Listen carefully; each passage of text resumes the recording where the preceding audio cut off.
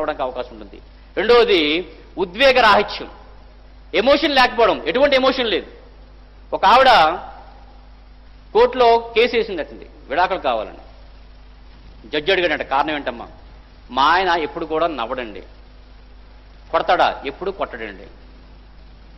పోనీ ఎప్పుడు ప్రేమగా మాట్లాడండి, ఎప్పుడు నేను జోకేసినా నవ్వడండి, అసలు అది మాట్లాడండి. ఆ మనిషికి కోపం లేదు, ఆ మనిషికి ఒక నవ్వు లేదు, ఆ మనిషికి ఒక చలనం లేదు. నేను బండరాయిని కట్టుకున్నానో తెలీదు, మగాన్ని కట్టుకున్నానో తెలియదండి అన్నాడు. శివారెడ్డి అని ఆయన కేంద్ర సాహిత్య అకాడమీ అవార్డు వచ్చింది ఆయనకి, హైదరాబాద్. ఆయన ఇంగ్లీష్ లెక్చరర్, ఆయన మంచి మాట అంటాడు ఆయన.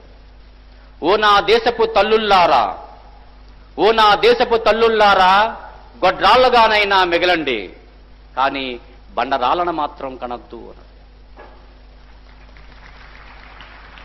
సో మనిషిలో చలనం ఉండాలా, చలించే గుణం ఉండాలా, జ్వలించే గుణం ఉండాలా. అటువంటి ఉద్యోగం లేకపోవడం అది రాక్షణ తాలూకా బలహీనత అవుతుంది. మూడవది శాడిజం, అడగక్కర్లేదు. శాడిజం, అమ్మాయి ఇష్టపడలేదు, వదిలేయి.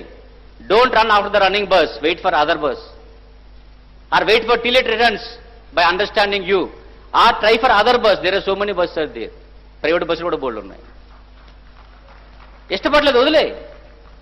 వెనకాల పట్టుకొని ప్రేమాభిషేకం సినిమా తీస్తాడు దాసరి నారాయణరావు. దాంట్లో పాట ఉంటుంది, ప్రేమకు పుష్పాభిషేకం, ప్రేమకి పాలాభిషేకం, కొత్తగా మొదలుపెట్టారు పిల్లలు, ప్రేమకి ఆమలాభిషేకం అని సరే. అటువంటి అవసరం లేదు అక్కడ. సో శాడిజం అవసరం లేదు. ఎవరైనా సరే ఎటువంటి కారణం లేకుండా ఎదుటి వ్యక్తిని అనవసరంగా మన తాలూకు ఆనందం కొరకు బాధపడుతున్నాం అంటే అది శాడిజం, అది రాక్షగుణం. అది నేను మొదట్లో early in my career port junior కాలేజీలో నేను ఒక